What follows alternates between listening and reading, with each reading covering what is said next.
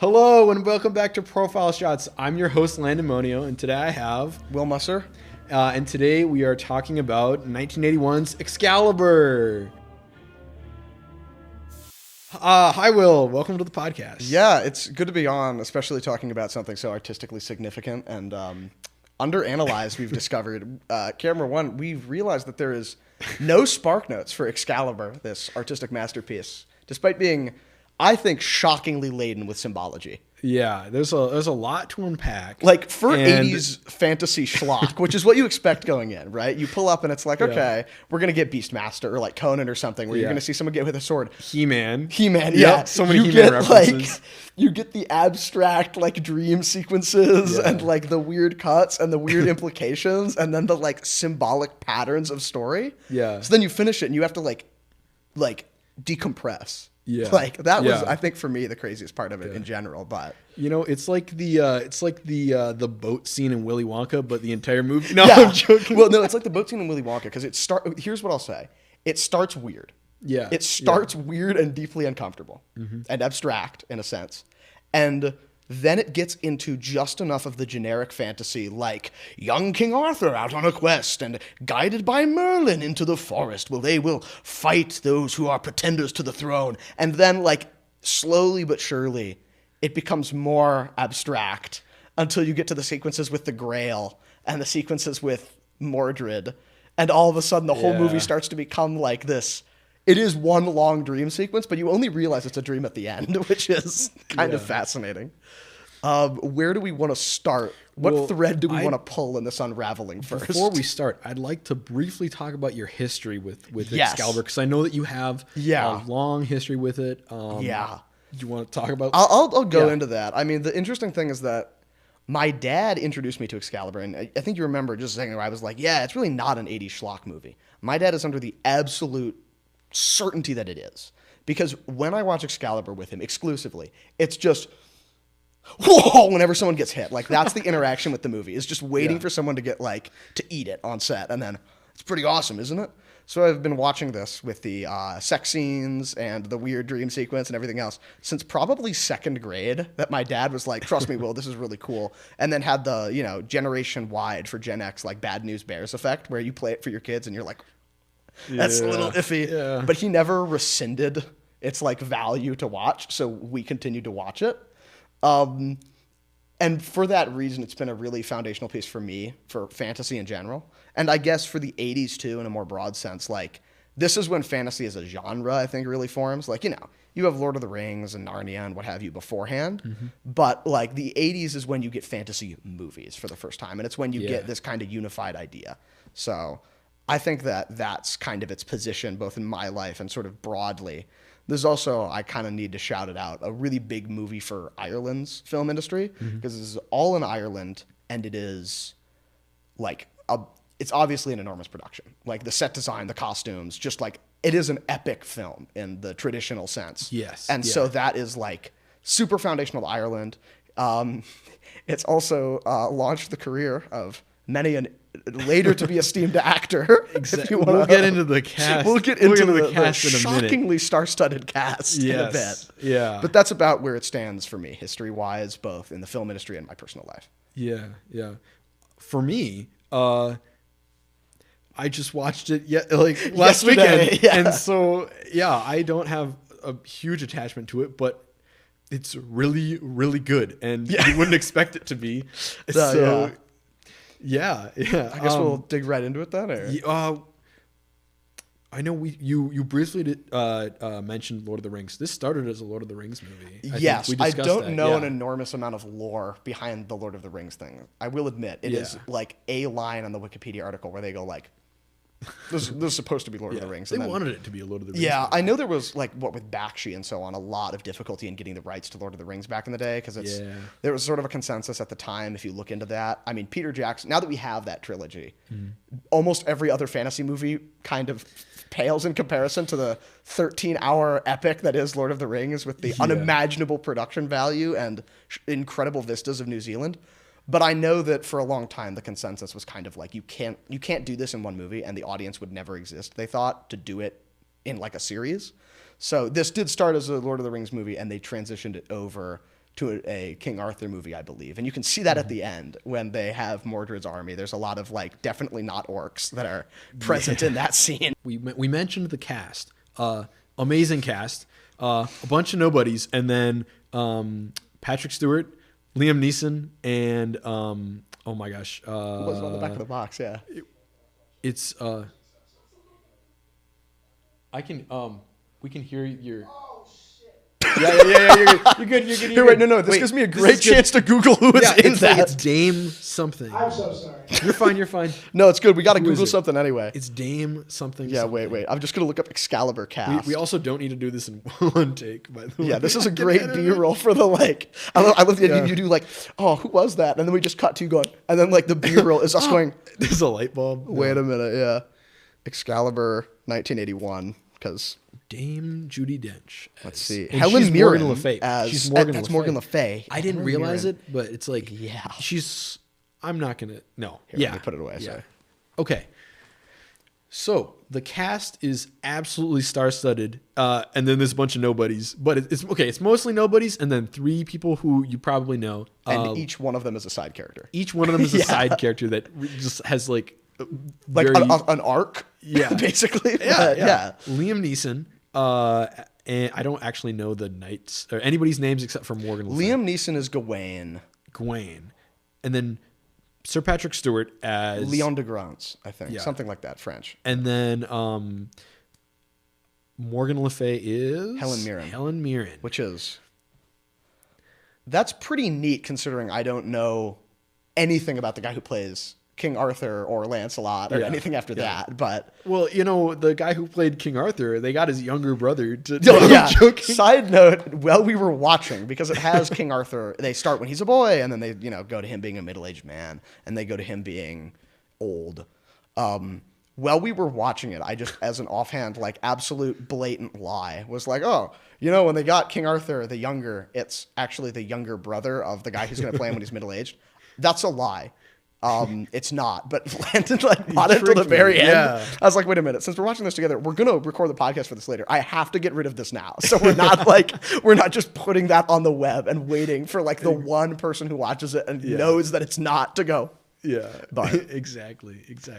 Now a bunch of nobodies though. Yeah, a bunch of nobodies. Yeah, and that's fine. It's great. It really adds to like for me at least, it adds to like the mystique of it all. You can't tell like all these like prominent actors, you can't tell who they are until they like turn and like face the screen as like a cameo, and you're like, oh, I know that guy. It's in VHS quality, so like even when they're looking at the camera, if they're more than 20 feet away, it's like that. I think that's Sir Patrick Stewart, but I'm probably wrong. And then it gets close up, and he starts talking, and you're like, no, yeah, it is. Yeah. Which fun foreshadowing of the not yet knighted Sir Patrick Stewart as Sir Leon de Grance and the not yet Jedi knighted Liam Neeson as Gawain, but there are so many parts in this movie where there are references, but they don't. To certain things, they don't know it. But they don't know it. It's it is a mythological like object. It discerns. It's the like future. the Rosetta Stone of You've got modern the crystal ball fantasy movies. Yeah. So do we want to dig into what is ultimately the main course of this movie, which is the brief run through of the plot and then an analysis of what was going on? Sure, yeah. And we can totally skip around, because I know that we will. Yeah. I think we have to start the way the movie started, because there's no way to talk about this movie without acknowledging the insanity that is the first, 20 minutes. Yeah. Opens with just, the most beautiful shot of, a full battle. Yeah, forest fire battle. Yeah. The thing we should note, too, everyone has, a custom suit of, the chunkiest this stuff. The chunkiest 80s fantasyist knight armor. There's no Game of Thrones foot soldiers, right? With their padded armor and chainmail. None of that. We're going big. It's all dudes with football shoulder pads and full PVC armor all the way down. And they're so shiny too. Yeah. The armor, I was looking at on IMDb, as you do. And they're you can see the boom mic and the reflection of King Arthur's armor. And I'm like, I couldn't see it when I watched it. I don't care. Yeah, I was blinded. Yeah. By The boom mic. I can totally see it. Yeah. And I mean, they're so elaborate. The armor. And so shiny. And I think the thing with the armor too that's crazy about it, because I mean, we were like making digs at it when we were watching it, because they're at a wedding, remember? And they're all wearing armor. But babe, the armor stays on during the wedding. The way they used the armor was like, that was my gateway into going like, maybe there's something going on here. Maybe I got to do like English major stuff and really start digging into like the broader symbology of this, like, well, why is the door blue? Because like, yeah, okay. Why is the light green? Yeah. Especially for 80s fantasy, right? Like we compare that to Conan and we're talking about armor. Yeah. No interesting note. Yeah. So what's fun for me though is that when you look at the armor, like it's obviously everybody has their own set, and like the helmets are usually pretty unique. I'm sure they repeat props. Like I'm not going to make a claim. Yeah. Like everyone's got their own helmet, but like generally pretty distinctive. Like Leon de Grand, Sir Patrick Stewart, I'm just going to call him that. That's who it is. Has like the 2 different shoulder pads, right? What I find interesting is how that's so reflective of character, and this isn't as artistic of an analysis as it sounds. Because it's not about the individual characters, it's about where you're at in the movie. Like they're all in the chunky armor. Early on, it's all black armor. When they're in like Arthur's dad is being terrible, and then Arthur's not yet.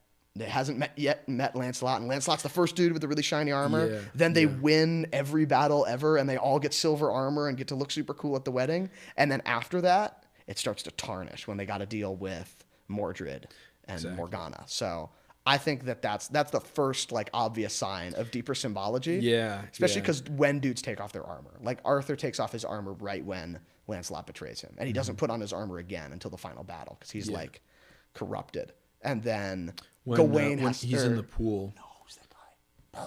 Percival's when he's drowning in the river, and then meeting God. Yeah, he takes his armor off to stay afloat. Yeah, I mean we're on the first shot still. Yeah, and there's so much, man. Yeah, so they have their battle, right? Yeah. They get this Uther Pendragon. Yeah, Arthur's dad. Yeah. He gets the sword, and then he gets Excalibur. Yeah, the big one. The sword. The sword. He gets the sword. And then he's like king. He wants to go. Oh no! Back up.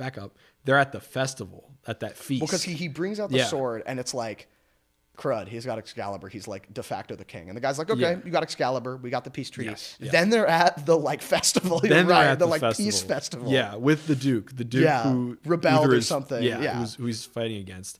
And then he's like, man, I might be the king, but I really want this guy's wife. and he risks the entire, like the peace of the entire nation. Just risk it. He actually is like, I don't care. Like, we'll just go in for it. Yeah. I will say the Duke did look at his wife and go like, you should like erotic dance basically for the for the other guy's king. But really weird. This is a strange thing. Yeah. And then he's like, well, the peace is broken now. Yeah. Because you lusted after my wife. And then Uther has to storm the castle of the Duke. Naturally to like, because he's so down bad, horrendously down bad. Exactly. And then he gets Merlin to. Side note, we gotta very briefly talk about. There's the second we brought up Merlin. We're missing out on. It's not on the poster, which shocks me. That should be like front and center, not Excalibur. The Chrome Dome. Exactly. If you're watching this and you want to get you need to know what this movie's about, you just have to look up. I'll put a graphic. Put in a graphic right in front of here of Chrome Domed Merlin. With it's just a silver skull cap with a gem on the front of it. Yeah. It's like the Jeff Bezos helmet. It's so powerful looking. Another He-Man reference. He looks like the bird lady from He-Man. Yeah. But, and Merlin's a lot more of kind of like this is not your wise Dumbledore figure. Like you can tell he's kind of dicking around with people, but he summons the mist, that like the dragon, right? The power of the dragon, which is, we'll unpack the dragon later.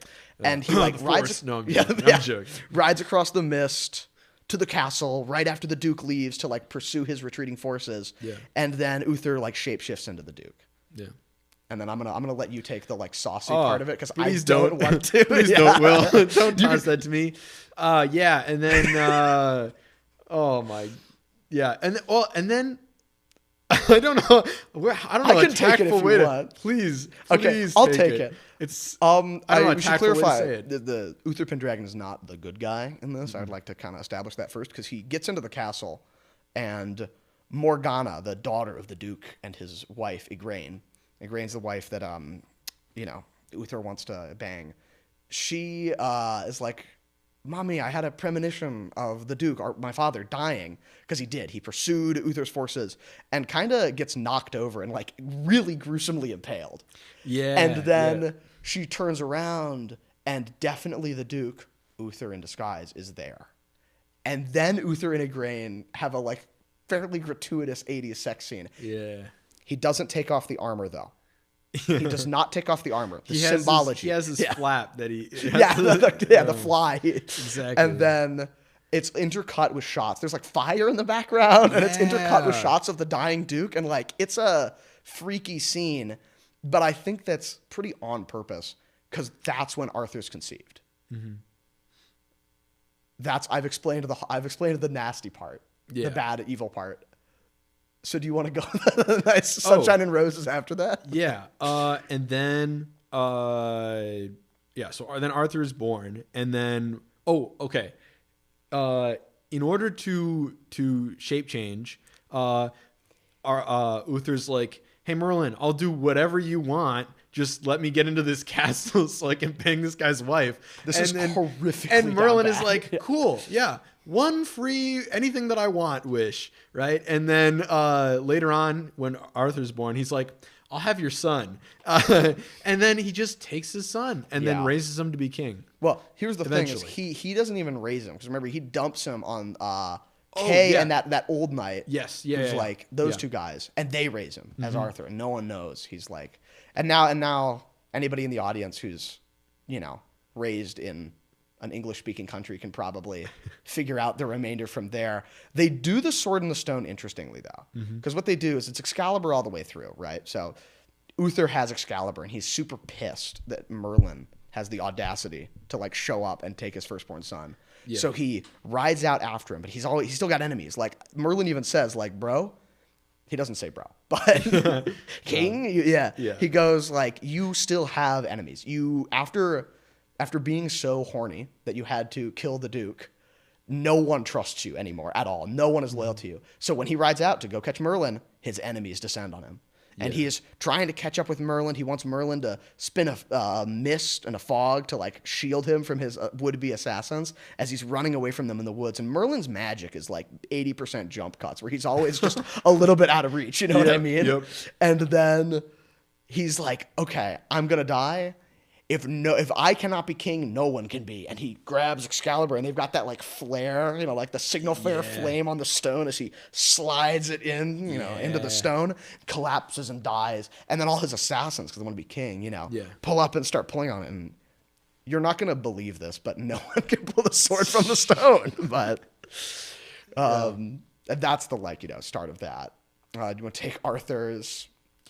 Yeah, and then years later, they've created like a little village around. It's like literally like and then there's a jousting match to see who will who's and Arthur's like a squire. Yeah, and so then does the sword call to him or something? But he's in that area. So he's like a squire, and he like just loses his brother's sword, who's an actual knight. So he's like. That's lying around. Okay, and just like rips it out. Yeah. It's painfully easy for him to rip it out. No, it's so funny. Yeah, you remember he like falls over. Yeah, and then he puts it back in. No, you remember? Yeah, he gives it to his brother. Yeah, he's like, "You want this?" His brother announces he's now king. Yeah. Then his father's like, "Wait a minute," and he goes, "Okay, no, you're right. Arthur pulled the sword from the stone," and he puts it back in. And then other guys try, and then he takes it. But and I mean that's the start of the legend. Yeah. Yeah. And that's also, we can kind of start to breeze past it a little bit. Now that we've got the plot, we get to the dream sequence. The basic setup. Because past this, it's just abstract insanity. I think it starts to spiral out of control. Like right after the central plot device is like put in, where it's like, this guy is king and had a effed up like family before that. Exactly. Basically from there on, they just kind of hit the dream sequence button. Oh yeah, and they don't like let their foot off the gas pedal. No, they do not. They accelerate till the very end. Really, really quick. They go storm a castle. or no, Sir they go. Patrick Stewart's castle, They go. yeah. They try to stop someone from Sieging his castle. sieging Sir Patrick Stewart's Yeah. castle. He marries Guinevere. He marries Guinevere.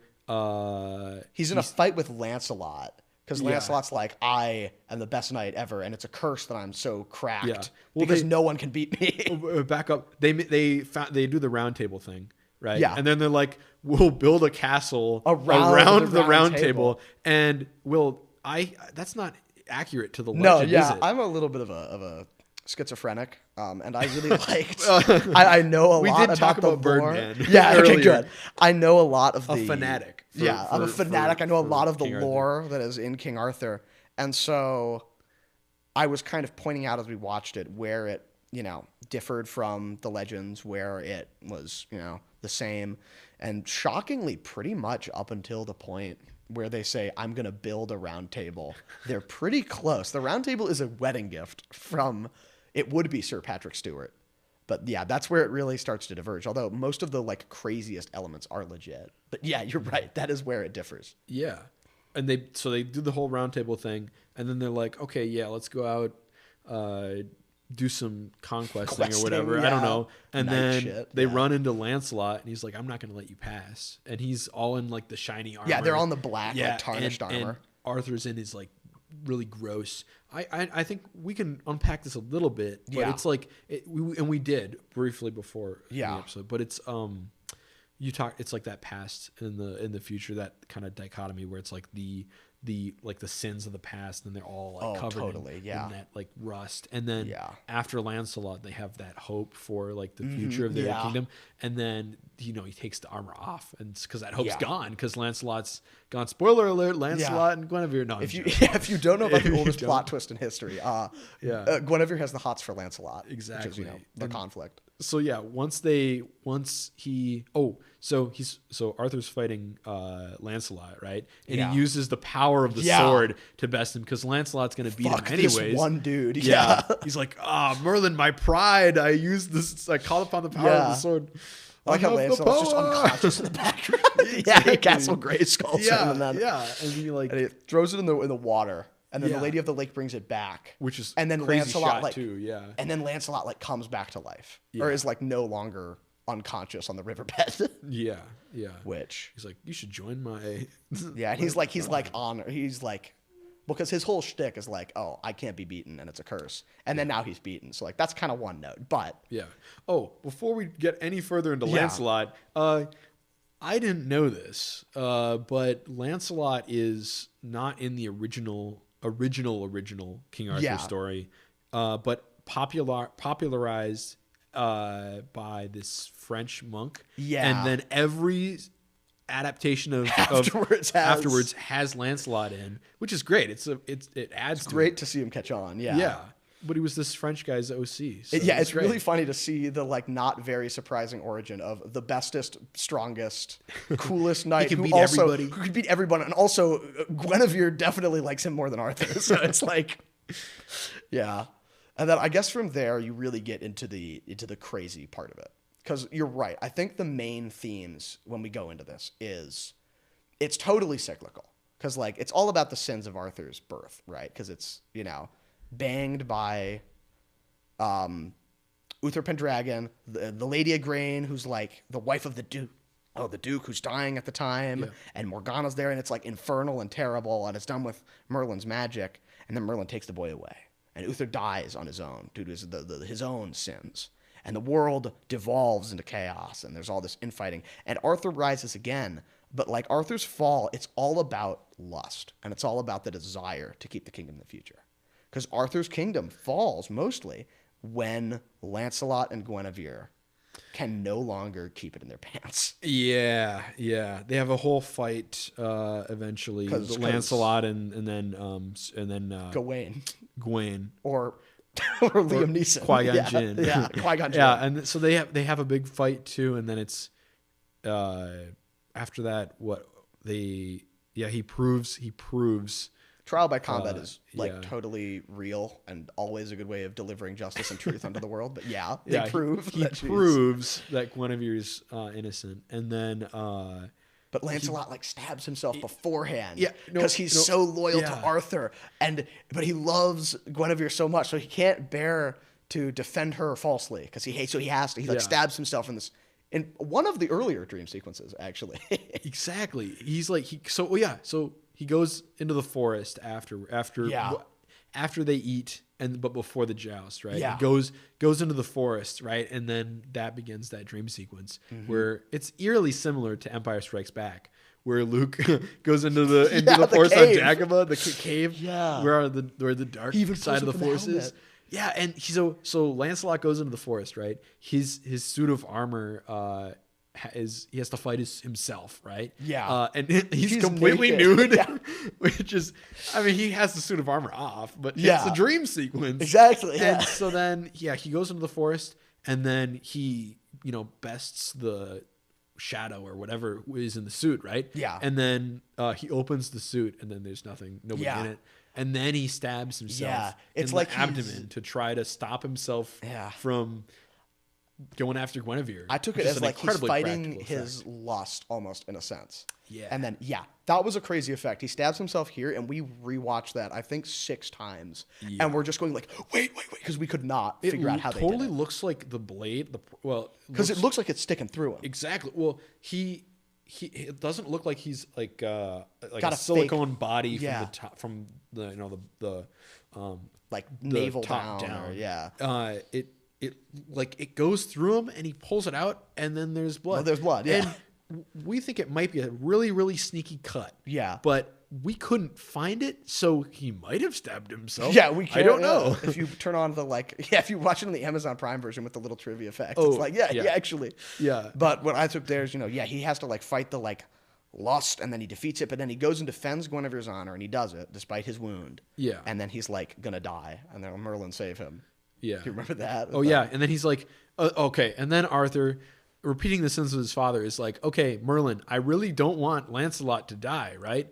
I'll give you anything if Lancelot lives. I'd do anything, yeah. Well, Guinevere and Lancelot are going to get together then. That's your payment. Because you remember he's following him afterwards because he knows. Yeah. He's following him through the frankly enormous Camelot set. Yeah, that is beautiful. Whoa. It's huge. Yeah. All styrofoam. And the thing is, too, they do it's like a 7-minute shot of them walking through the castle. And it's not there's no cuts. They're just walking through this enormous set. Yeah. With a dolly, I guess. I don't know. I have no idea. But he's like, save him. He has no will to live. I'll do anything for him to live. Yeah. He's got to get a will to live again. That's his will to live, is Guinevere. Yeah.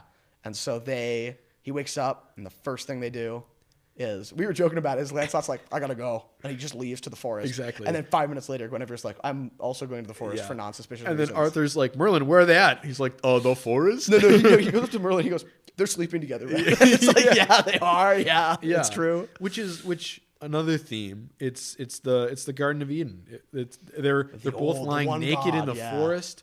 And then Merlin is talking to Morgana, and he's like, "Well, the gods of the forest are dead now. Everyone follows the one god. Yeah, the one god comes to push out the many. Yeah, something like that. Because Merlin and Morgana they do magic, and one of those alchemy. Celtic rune stones. Yeah, yeah. No, that is an interesting part because that you can see there's so many themes. It's they're talking about the one god coming to push out the many. And then they do this biblical, where you look at, it was funny because we're watching it with a friend who was like, why are they both naked in the woods and why are there a bunch of animals around them? And I was like, I'm pretty sure it's symbolic, although I understand why that's not obvious. But it's Adam and Eve. Yeah. It is there's a snake there too. Yeah, there's even the snake. Yeah. Well, the snakes are everywhere too. Oh my gosh. Snake counter for this must be crazy. Yeah. But ding ding. Take a shot every time there's a snake and you end up in the hospital. If you play take a shot every time there's a Monty Python reference, you'll end up dead. That's true. You won't even make it to the hospital. Yeah. And then doesn't he goes out there and they trap Merlin. Yeah. Oh, yeah. Morgana traps Merlin in the caverns, the cavern. It's like stalactites. Yeah. The epoxy caverns. Yeah, the epoxy cavern yeah, and then so Merlin can't do anything to save. Because she goes, you know what I noticed? Yeah. This was on rewatch because I was looking through stuff last night. And it's when Arthur, pissed off, Yeah. dons his armor. He wasn't wearing it before. He took it off because they're in peacetime.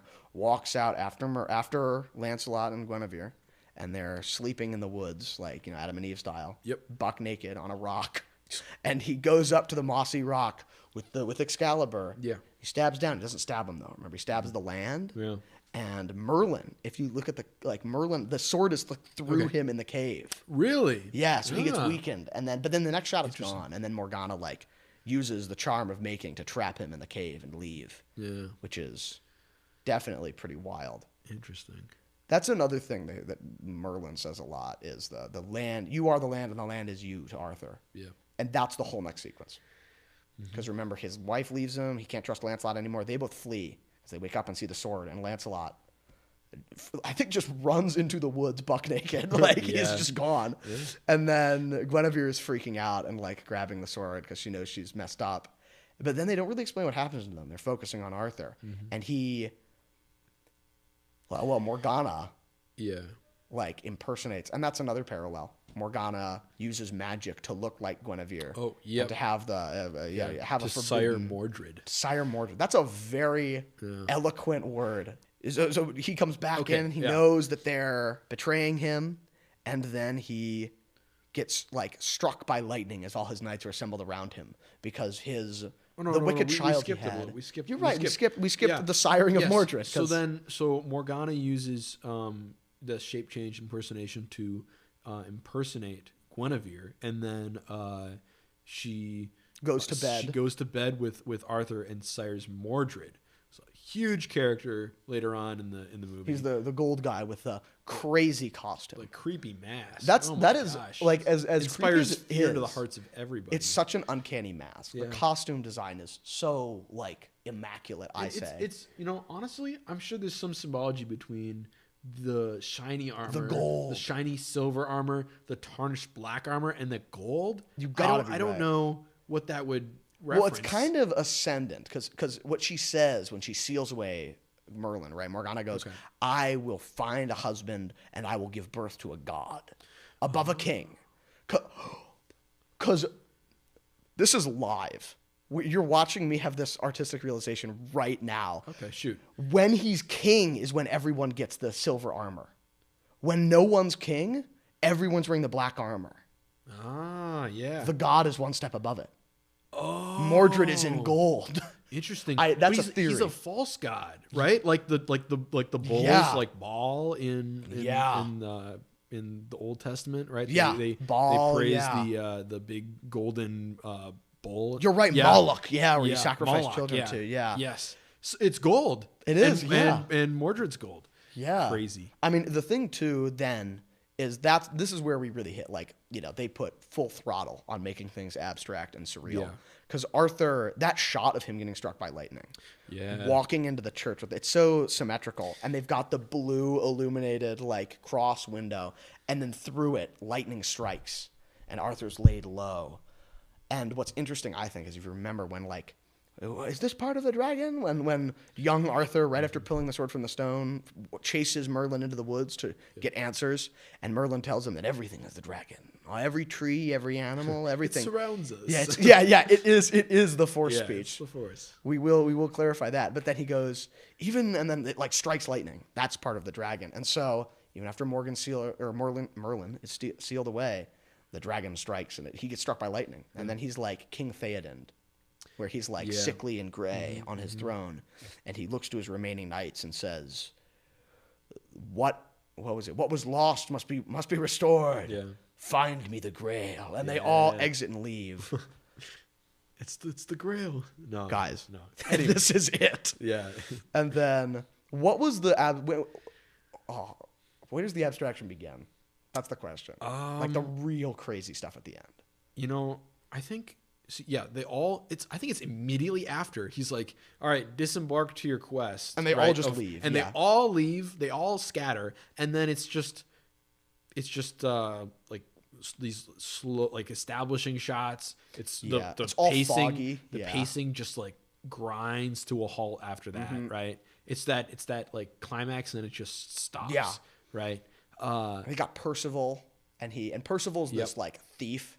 He's Lancelot's squire. Yeah, because he's the thief that comes up to Lancelot and then gets like bullied by Lancelot and is like, "You're so cool and like awesome. I want to be your squire," and he does. And slowly he proves himself. Where like when Lancelot is almost not able to fight for Guinevere's honor, he's like, "Oh, stand up." And they didn't even give dude armor. You know, they just threw him on the horse. But he gets his armor later. He's a trusted knight now. And really, that whole half of the movie is more about him, which is weird choice. But because he goes up, they don't really explain time passing. It sort of just happens. But like, remember, he goes up to that one knight and he knows of the Grail, and he goes over and looks, and it's like I can only describe it as an Indiana Jones style corpse, where it's like the desiccated, like like skeletal He's still body. holding something. Yeah, still holding his sword. This frozen corpse in it. And that's when he makes his entrance. That's when Mordred. So Percival is wandering around the forest, right? And he sees this young boy in this like huge chunky gold armor, right? First it's Gawain, remember? Tied to the horse. Oh yeah. Anyways, Liam Neeson is like naked, tied to a horse. Naked again, without armor. Yep. Without armor, on a horse, being like he's like flopping out of the saddle. He's tied to it, right? He's tied down to it. Yeah, like covered in cuts and cuts. And cuts. Then he and then, cut that. And then Gawain goes out of frame, and then Mordred shows up. Yeah, he's like looking for who did this, and it's the kid laughing like, in this like cherub gold armor out in the woods evading him. Like, do you know where the Grail is? Oh, it's over this way. I can go show you what's going on with that. In the tree. And then in the tree, there's just a bunch of knights hanging.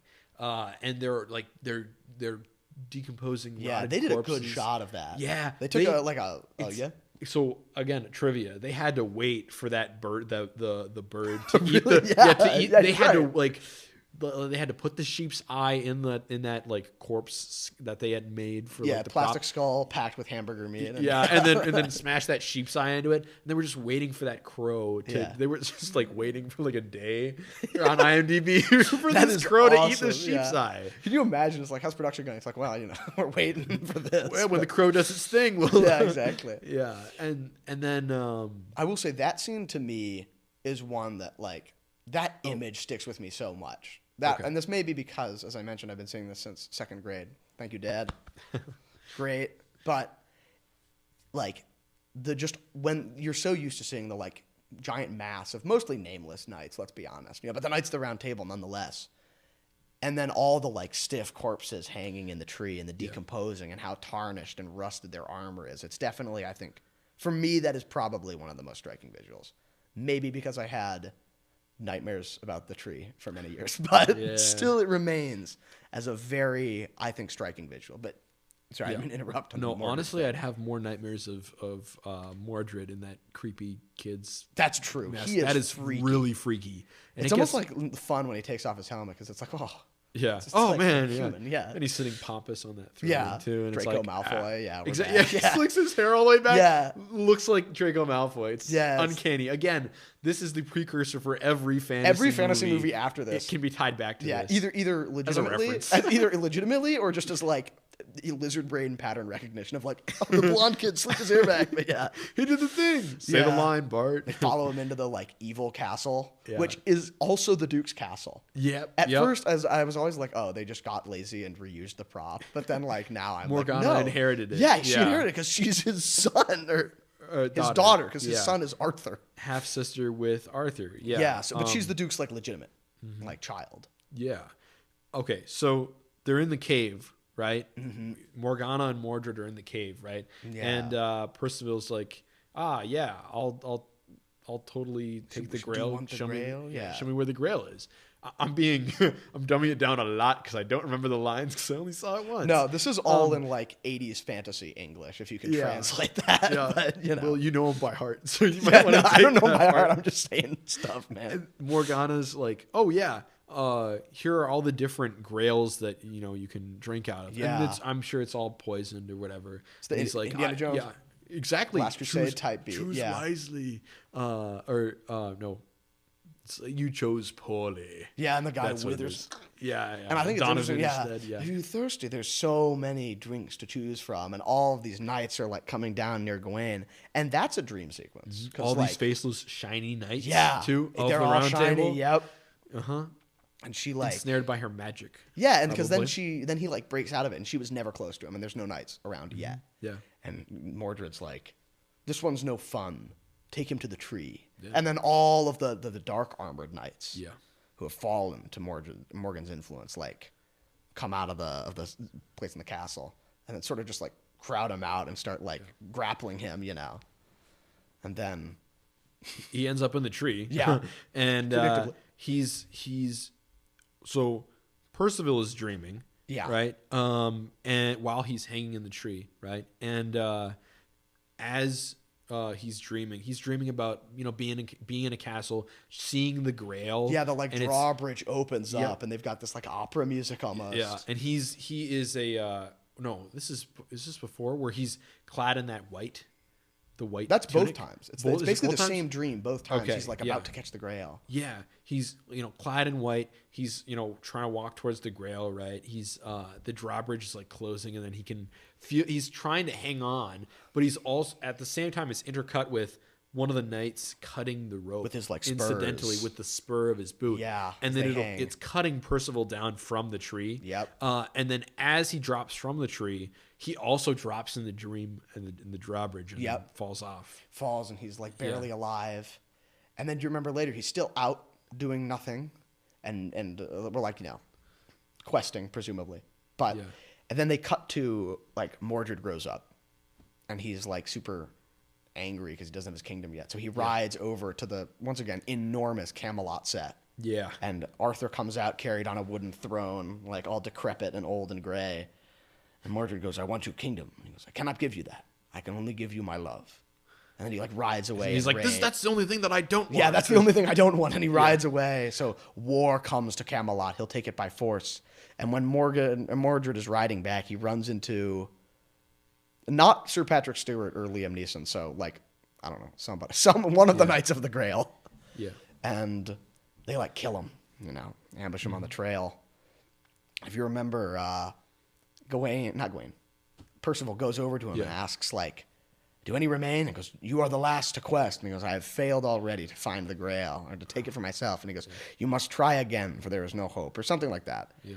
And then he's like, okay, and his armor's all covered in mud, and he wanders down into this like village, and the land is dying because Arthur is the land, and the land is Arthur. There it comes back. Yep. They do the bring out your dead. Yeah, no, I was and thinking they do that the monks hitting themselves with the there's all the monks on in the line. I swear, it's like uncanny how similar it is, especially because then Lancelot comes out with the most Monty Python-esque old person costume, where it's like the big gray beard and the big gray wig. He's ranting. He's the town crazy guy. They're saying the knights made themselves God. Mm-hmm. Bingo. Yeah, bingo. And the land rots at their control, and all the peasants like rush Percival. Yeah, and then he falls in the river, and then we get that drowning scene. Yeah, where the armor's then he takes off his armor. Off. Yeah. And it's interesting because as he's drowning, like obviously, he almost gets the Grail when he's hanging and almost dying. But if the gate closes, he like I take that as if the gate closes, you die. Yeah. But then the second time he goes for the Grail, he's like barely alive. He's crawling out of this like into a cave somehow after almost drowning in the river and flowing down it. And as he's like barely breathing on the rocks, he sees the Grail again. And now that he's doffed his armor, he's in only the white pants. You were right. And he walks across the bridge. He like grabs the Grail. Yep. And then it just jumps. It doesn't jump cut, but it transitions. Yeah. You're right. I think it probably like focuses in on the Grail, and then it pulls out. And he's like in Arthur's court. Exactly. Yeah. And it's filled up with water, and then he gives it to Arthur, and then Arthur's like, guys, I'm fine. Yeah. I'm back to regular. There is so much there, I think. Like, obviously, we just described something, the most surreal sequence. So obviously there's something there. But I take it as, and this is an interpretation. The land is Arthur, Arthur's the land. We got that part. And that it's pretty clear when he's in a bad state, the land's in a bad state. We've seen that, right? The peasants are starving. They ride through a field, and the peasants are like, we need food, we need food. I think they loop the audio, though. Yeah. There are tinges of cheapness, which are always, like, funny to see in 80s movies, where it's like, evidently, someone didn't do their job for, like, one specific thing, and they're like, whatever, slapdash problem. But they go, Arthur needs the Grail. He says, I need to restore what has been lost. So look for the Grail. And it's interesting to me that, like, the Grail is the dream sequence, like, creator here. Like, there is no physical location for the Grail. Yeah. It could just as easily be Morgana who has it as it could be, like, it's not in the cave. They literally do the, like, transition to just him being there. His clothes don't even change, remember? Mm-hmm. Like, in the dream sequence, he's wearing those white pants. When he shows up next to Arthur, white pants, his hair is still wet from the, like, river. So what I find interesting is, like, you only get the Grail from being so close to death, from being, like, humbled, if that makes sense. Yeah. Because then Arthur, when he after he drinks from the Grail and, like, Percival's, like, kneeling against the throne next to him, if you remember, he goes, like, too long I have lived through others. Like, too long have I forgotten what it means to be king and things like that. So I feel like what it is it's from his glittering court, his palace, he cannot really see the world. It doesn't really reach out to him or affect him. And he can't, because of that, the land rots and he rots. But when they bring him the Grail, it renews his lease on life because they've grabbed this thing from the hypnagogic, like, edge of life, from the very edge between life and death where Percival, when he was hanging, could almost reach it. But when right after he drowned or almost drowned, he could reach it again, this artifact from the transitory liminal space between life and the eternal oblivion. That's super cool to me that they bring it back, because then Percival, still kneeling on the throne, Arthur gets up and has them bring his armor, and he'll fight Mordred one last time. Remember, as he does this too, he rides off, summons his knights. Merlin does his last nonsense. Yeah.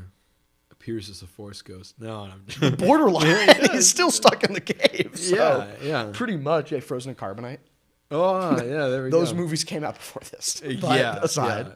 No, yeah. So then Merlin appears to him, and then he appears to Morgana, and then Morgana dies by pride.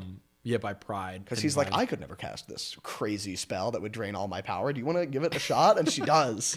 And she reverts because she's been stopping herself from She's aging. older than Arthur. And Arthur's already, like, gray and old, Wow, that's gray and old for 80s makeup. Yeah. And then she's, like, on the bed and her power is draining out of her all of her life. And it creates the fog, and Mordred's pissed because there's not supposed to be fog. Yeah. And there's, like, the smoke machine that's, like, right attached to her cheek. And, like, she'll close her mouth and it'll keep going. Yeah. But, yeah, it's a nice effect. And then that creates the fog for the battle. Yeah. And then Arthur's like, yeah, they can't see that there's only, like, 7 of us or something like that. They yell into the fog. The fog will obscure how few our numbers are. Yeah. Don't yell it. Mordred can totally hear that. But it does, because they get him from behind. Exactly, yeah. And then absolutely decimate his army. Yeah. And that's another thing that's wrong, right? That about an inaccuracy between the movie and the legend, right? Because who's supposed to be alive at the end, right? Oh, the end it's like... By the end, it's only supposed to be... I forget the name of the battle, but it's not only supposed to be Arthur and Mordred. Okay. They're the last two people who are, like, facing each other. And Mordred stabs Arthur through, and then Arthur kills Mordred. Yeah. But in the legend, he does, and in the movie, he looks at Percival now that he's, like, a giga wounded, and goes like, Percival, I'm going to die. Take Excalibur, Sword of Kings, and throw it into the, like, lake. A still water. Still water. Yeah. That's it. He goes, okay. He goes, and then he doesn't do it. And he comes back, and Arthur goes, did you do it? And here he admits to not doing it. But in the original legend, it's really cool. He goes, what happened to it when you threw it in the water? And he goes, splashed into the water. I threw a sword in the water. What do you think? He goes, you didn't do it then. Go do it this time. And then he goes and he does it. And in the movie too, the Lady of the Lake reaches up and catches the sword by the handle and then pulls it back beneath the water. And from whence it came, it shall return. Lake Sag. Some watery grave. There is an Excalibur in Lake I would believe it, alongside all of the mercury from the chem department in the 80s. But, That's great. And then, I mean, and then they come back, and Arthur is being taken away to Avalon. I figured out what the name you did the was. lore, I did, yeah. on the boat. Yeah. I will say too, it's when Lancelot returns, and when Arthur. What's interesting too about Excalibur is that you don't really realize it because he's not up and active, right? He's geriatric during that sequence when people are looking for the Grail, but he doesn't have Excalibur during that whole thing because he like stabbed in the ground out in the woods, the same way Uther did. And Guinevere took it because she became a nun. She's a nun. Just wrapped it up and then kept it because King Arthur might need it.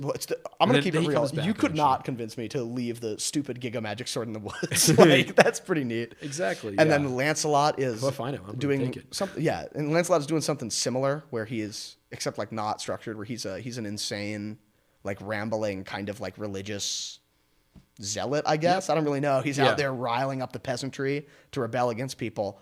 But he knows that it's Arthur's last battle, so he rides out with a club. Yeah. If you remember, that's the weapon. He's got a club and no armor on a horse, and he starts just bodying dudes in that final battle. And when he's laying down, dying, and he asks Arthur, he's like, it would be my salvation to die a knight of the Round Table. He goes, you were more than a knight of a Round Table. You were the best of all of us, or something like that. And then I think he goes, is Guinevere queen again? Yes, and he dies. Which, like, that's dramatic. I mean, there's a lot there, obviously, and it's really neat. We don't have time to unpack it, but it is. That's another interesting aspect of it. Like, Percival and Lancelot both, as knights that have functionally their own arcs, have really interesting ones, with Lancelot's being so heavily built around, Guinevere and what it means to love her, but his inability to, the obvious kind of conflict of interest that comes with like being really good friends with Arthur and having the hots for Arthur's wife. Yeah. And how his whole point is that he loves her, but when he's in the original sequence before he's revived, and thus, that's his reason for living, he is faithful till the end, that he will not, do anything with Mordred or with Guinevere. Yep. Because he owes it to his best friend Arthur. I thought that was pretty neat. Yeah, it's only when he's under the influence of the magic, which is another thing, is that Merlin's magic is corrupting every single thing. That's an interesting one. Yeah. That's something that we have to at least touch on. Yeah, what the fuck was Merlin doing? Because he's just a crazy little guy wearing his little shiny hat, and then like causing intergenerational warfare. Yeah, exactly. I feel like what's interesting is when he talks about the old gods, right? Mm-hmm. Like, there's also the theme then of his power waning. He's going to leave. He even says he's going to leave before Guinevere then seals him away, which, But... Morgana. God, why aren't they named? I say about the people named, like, eons ago by medieval monks. But what I find interesting is Excalibur also returns to, like, the depths from whence it came. Yeah. Gone. The power of the dragon is completely gone out of that kingdom. Exactly. And like that to me as well communicates this idea as well that I think Merlin makes the gamble with Uther on being able to use this magical influence to stop the conflict that ravages the world. In other words, medieval Wessex. And then, it fails because magical influence just returns in Arthur. And then at the end, he gets rid of one of the last spellcasters, one that he didn't train, but like kind of was around for, Morgana. And Arthur knows that the Sword of Kings cannot remain. And so they cast out every magical element from the story, gets sent back. And I think Arthur does say that when, like, the Excalibur will return if there's ever a true king again, which... I wasn't at the coronation recently, so I would argue that presumably that has not happened. But that was, I think, such a cool sequence as well, and a broader theme. The old world and the mythology of the past that needs to be left behind.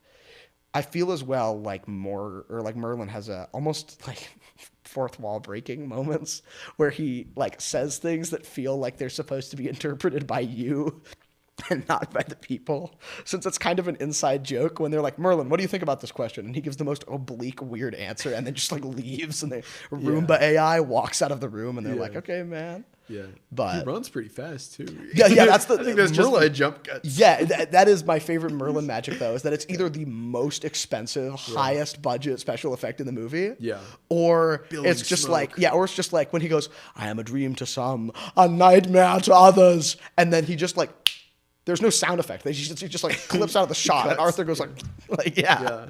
I will say the cut doesn't seem to be there for Arthur, so it is really funny to see. It's believable that he just disappears instantly because Arthur like physically jumps at like the suddenness of it.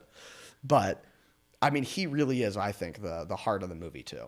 Despite how weird he is, it's that he is in the movie in summation this weird old thing with a lot of laden symbology, a lot of cool parts, a lot of weird parts, and in general, something to say shrouded in the strange, lycra, epoxy, and foam of 80s fantasy, like hidden in the background. But you wonder why there's so much Merlin media after this too. It's just there's so many Merlin-centered movies. It's the Merlin TV show. You're right, yeah. Exactly. It's like I feel like this movie really started his broader career in I feel like it fiction. brought it back. Like this is obviously, King Arthur is the kind of thing that I think everybody, culturally speaking, a lot of people in the English-speaking world have an idea of King Arthur in the back of their head. But it's a lot of disparate elements, a lot of disconnected pieces of it.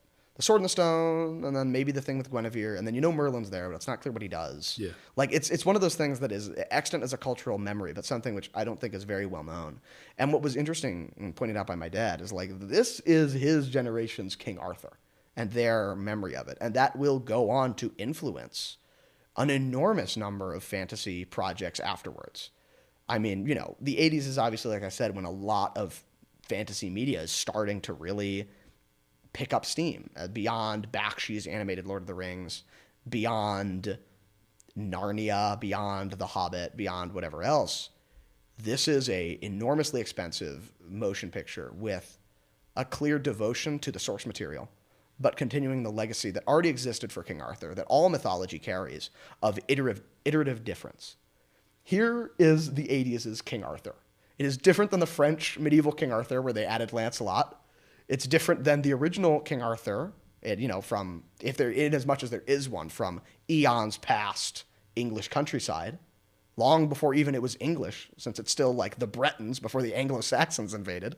But nonetheless, it pays its homage to the original legends and maintains an artistic flair all on its own, which will go on to inspire fantasy after it. You can see it look at like 3E D&D art in their handbooks and stuff. You can see armor like this where they've got the like spikes and the weird stuff, You can see the influence that its magic and that its artistic vision had. And I think that's something that leaves it as almost an untouchable capstone, where there are definitely weird components to this movie. There are definitely artistic decisions that are suspect and that are a little strange and that feel off to, a non-80s palette. But despite that, it maintains its position as a fantasy touchstone, and especially as one which is iterating on a pre-existing mythology. And I guess in the sense of Tolkien-like fantasy that has inspired us all, Tolkien's original goal was to create a mythology for the modern world. And they made a mythology for the 80s. And we do iterate and remember it in the modern world, which I think is the ultimate legacy of this movie. The grandfather of our fantasy and the great-great-great-grandson of legends spoken around Celtic campfires in distant past.